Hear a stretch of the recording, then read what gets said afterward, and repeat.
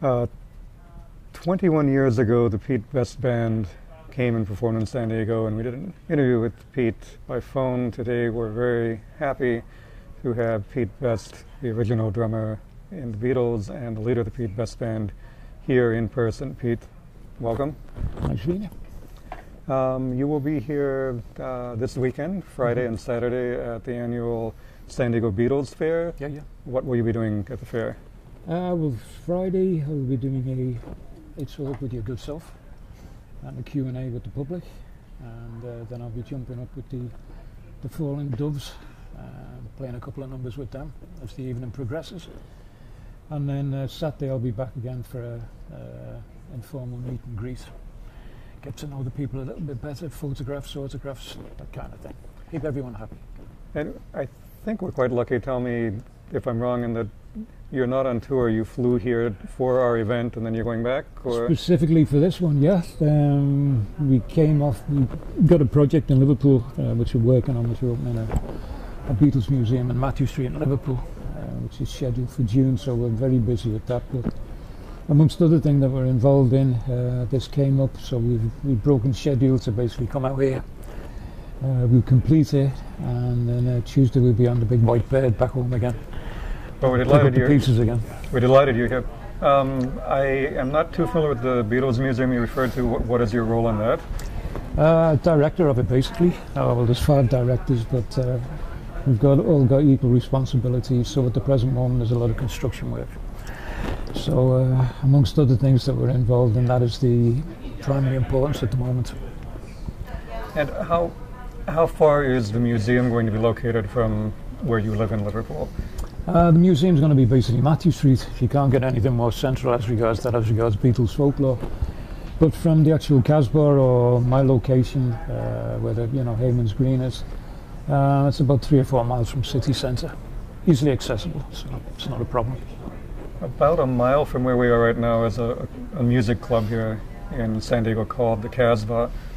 But the original Casbah was in Liverpool, continues to be in Liverpool, and is in fact in the basement of the home that you grew up in. Is that correct? That's correct, yeah. It's still there today. It's a tourist attraction now. House was left to the brothers by my dear mother Mona, and we've made sure that her dream continues. And we do that now. It's once a year. We have what we call Beatle Fest, which is the last Saturday in August. The Beatles Week. But it's the only time that my band and the Association of Bands play the actual Casbah as a live music venue, and that takes place. This will be our 10th year, so we hope it goes on for many years as well. I don't know of anyone who I've ever interviewed who can attribute the fact that they became a rock and roll performer in large part to their mom thinking, hey, why don't we open a club in our basement? Is it really that simple? It is for me. If you most probably ask anyone else, it's like my mum wasn't like that, and that's why Mona, she wanted us to call. She'd been called Mum or Mother. It was always Mona or Mo, and it was very much a case. That was her forte. That's what that was her life. That's what she wanted us to be. She wanted to give the kids in Liverpool the opportunity to hear and feel live music for themselves, and of course she did that with the opening of the Casbah in '59. And is that where you met the Beatles before you joined them, or did you already know them before that? No, that was where I actually met them. I'd seen George Harrison playing in a band called the Les Stewart Quartet, which was a skiffle group, used to play in around Liverpool, so I'd seen George and Ken Brown playing in that particular band, and then of course they broke up. They were the initial band which should have opened the Casbah initially in 1959, and George came down and mentioned the fact that he knew 2 people who weren't doing anything at the present moment, might be interested in accepting the residency, and when they came down the following day, it happened to be John Lennon and Paul McCartney, and that was basically my involvement with them. I got to know them through, they helped decorate a little bit of the club. They painted a bit, didn't they? Yeah. I mean, if you go down, that's what's unique about the Casbah now. I mean, it's one of the, if not the only, original club in Liverpool now at the present moment. But the claim to fame, amongst many other things, is the fact that the Beatles helped decorate it, and their artifacts and the ceilings are still there, even to this day. Were they the Beatles at that point, or was that before they had the name? No, when they played at the Casbah in 1959, they were the Quarrymen. Then they went through multiple name changes. I got to know them again when they were Silver Beatles. And when I officially joined them in '60, they were the Beatles. You know, they dropped the silver. And so the next time they came back and they actually played the Casbah again, which was in December '60, we were the Beatles. Right. So I'm bad at math, but I believe you were 18 when Paul contacted you to see if you wanted to come audition for the Beatles. Is that about right? Yeah, it's about right. Yeah, 1960. I'll be approaching my 19th birthday, so I'll be 18. And I got a phone call. Well, my mother got a phone call from Paul, related to me, and basically turned around and said they had the offer to go to Germany. They needed a drummer. You know, would I be interested? I said yes, but I need to check it out with family first. And my own band, because I had my own little band called the Blackjacks, which was doing very well in Liverpool. And I checked it out with them, and they said, no, we don't want to go professional, you know, go with our blessings. Okay, so that was that sorted. Went and saw my family. Father turned around and said, if you want to do it, son, do it. Mother said, go with our blessings, but be careful, you're going out to Germany. Okay. So phoned Paul back again, turned around and said, yep, I'm up for it. So he said, well, okay, you've got to audition. So the audition was arranged for the following day about 10 o'clock, 11 o'clock in the morning at the Wyvern Club, which later became the Blue Angel Club in Liverpool. And I threw my drums in a taxi, went down there, set them up, blasted off about 6 standard numbers, which everyone played in those days.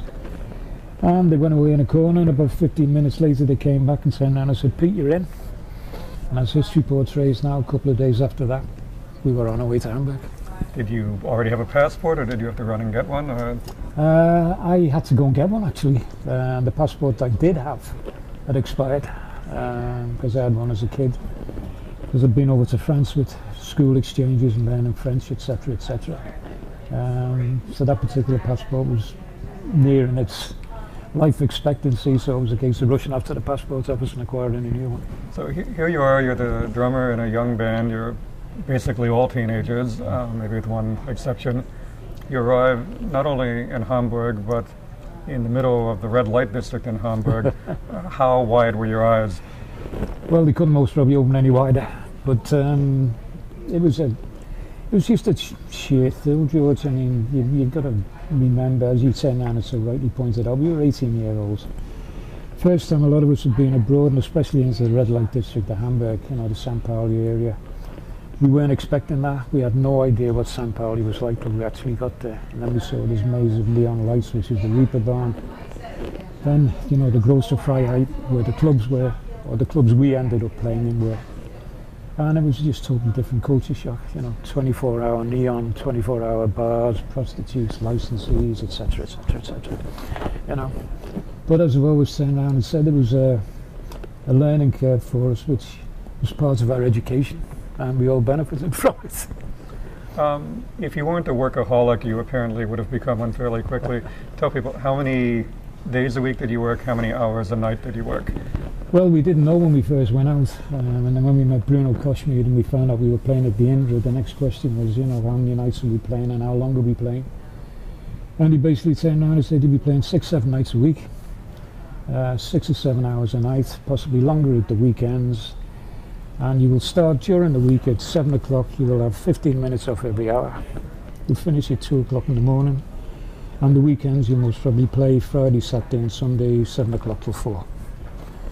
And that was it. And as we always turned around and said, it's rock and roll.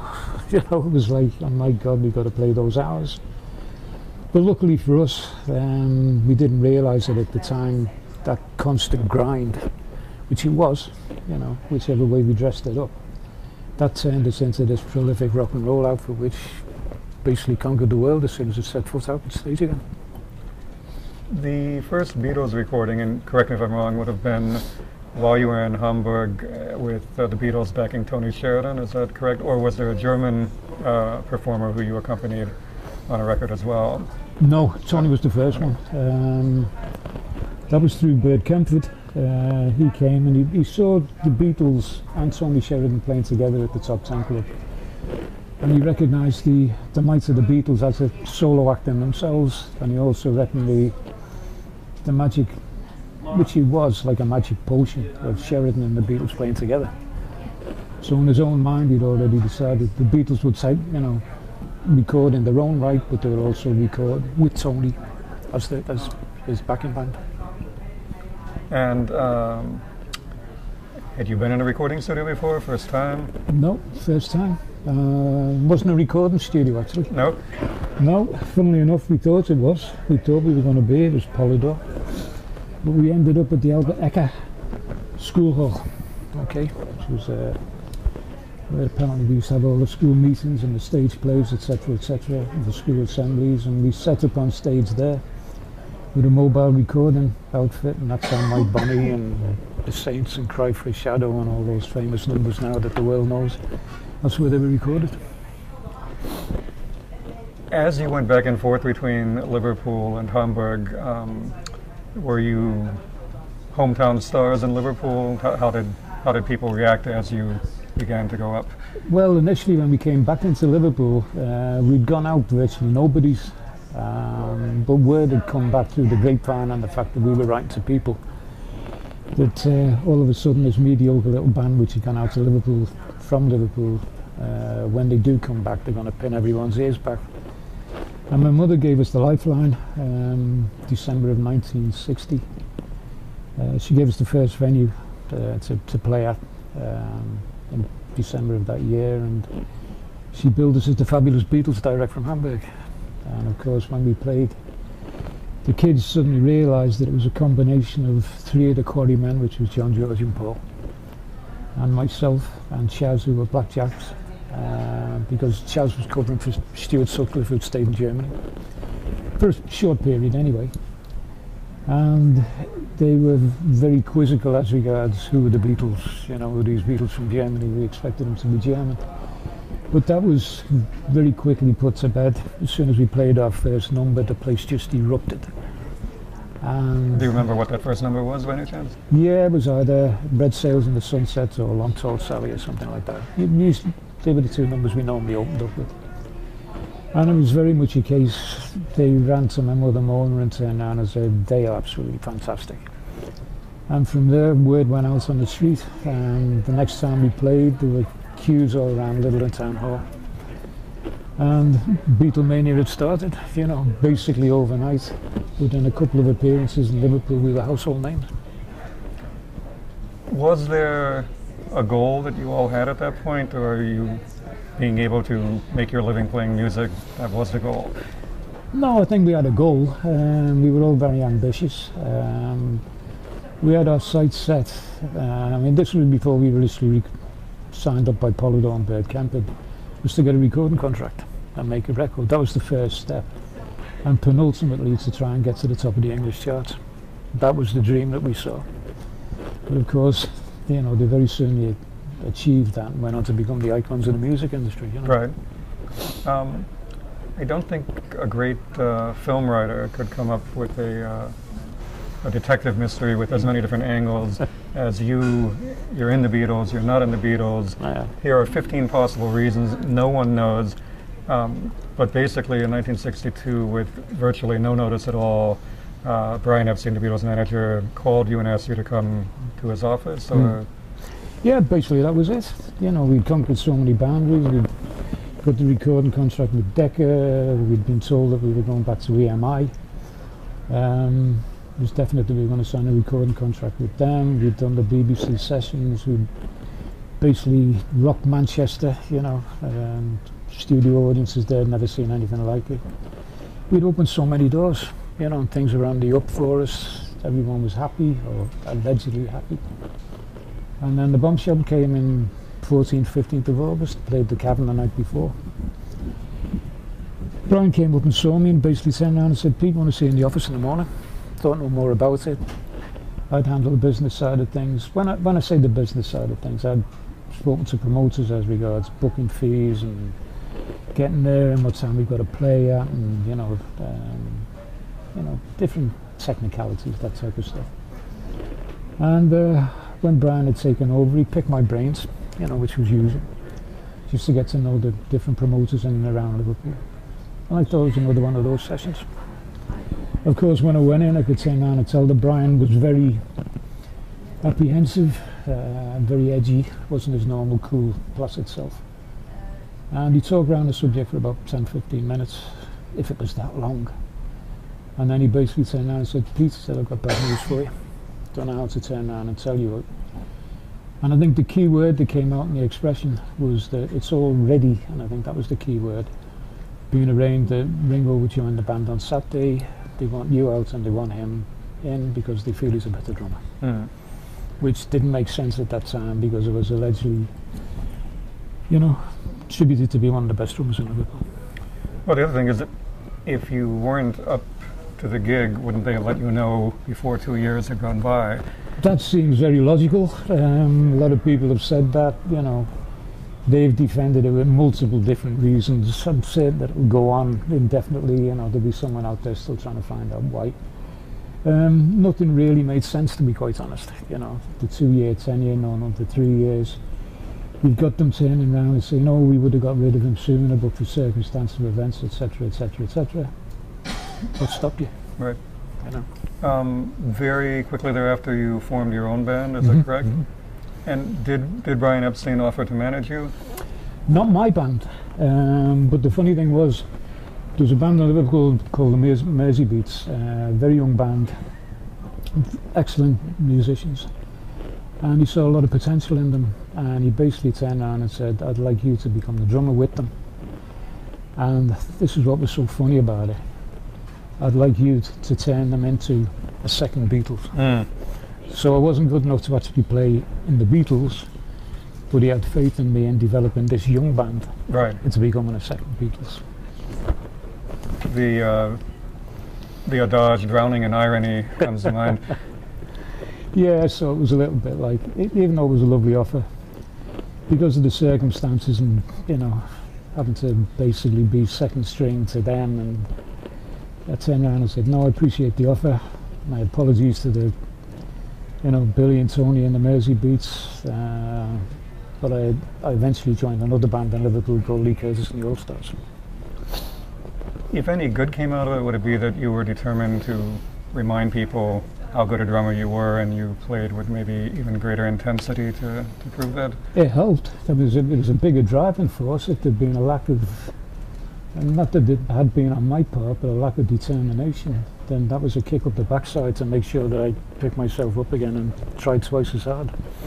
So, if there is ever a way of sort of turning around and saying thank you for that particular incident, it might be the fact that it made me even more determined to prove to people, how good a drummer I was. Right.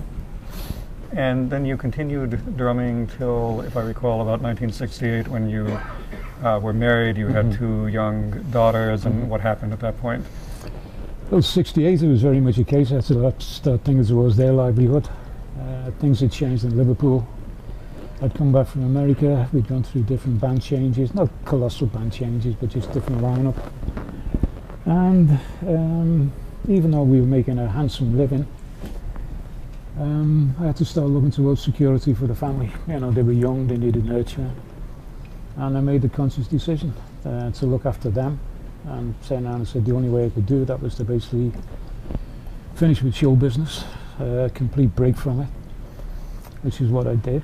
And for the next 20 years I raised a family, became a normal guy in Liverpool, worked for the civil service, and went through the promotional channels, achieved success as regards to promotion, within that network, and provided the security to see my family, attain their own house and have a comfortable education. Right. So you're working for the city of Liverpool, and you have 5 free minutes at your desk before someone comes in. Were you drumming on your legs, on your tabletop? Could you ever let it go altogether?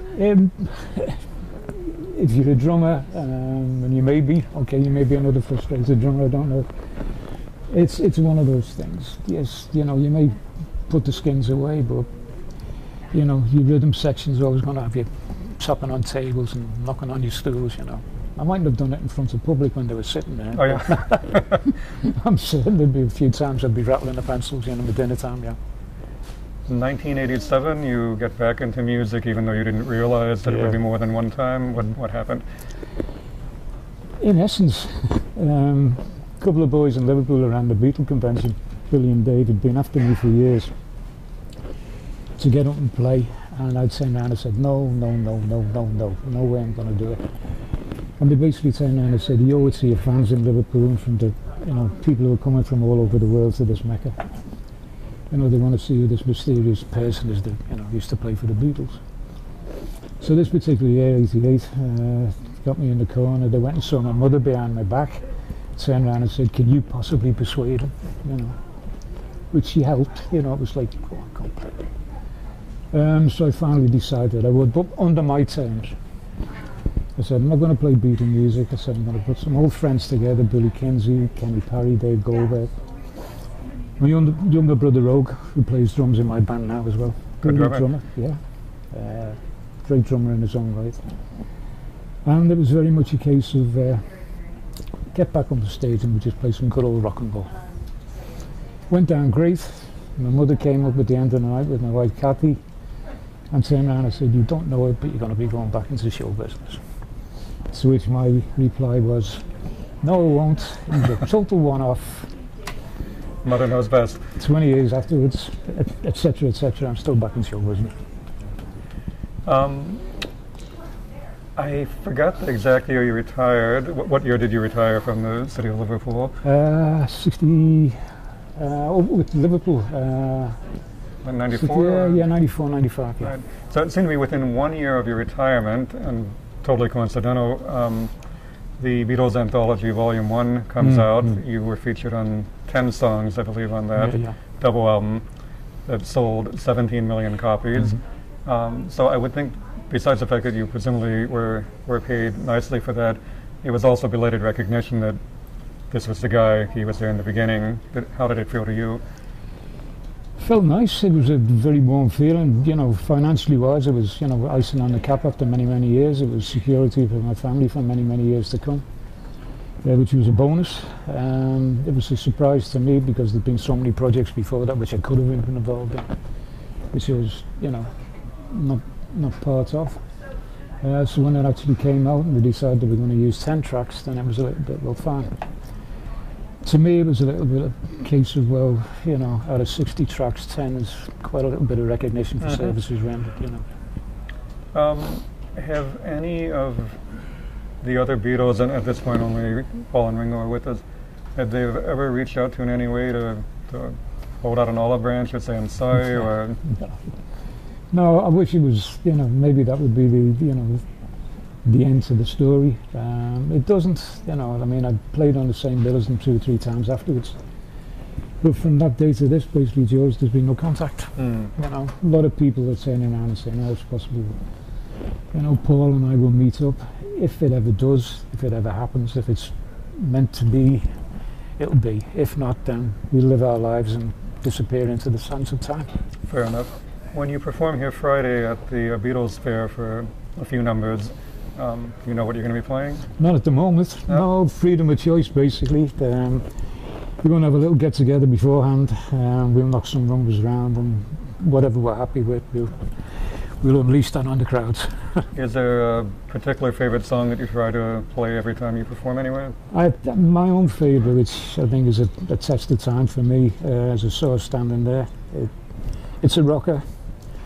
It captures the essence of what the Beatles were in my days. You know, it still stands the test of time. People instantly recognise it. It's a good foot tapper. It definitely is. Yeah. And looking down the road, what do you have coming? You mentioned the Beatles Museum. Through the end of the year, what do you have coming up? Ooh, there's loads of things. You know, apart from trying to live your life and staying alive for another 5 years if possible. Which is the main goal at the moment. Right.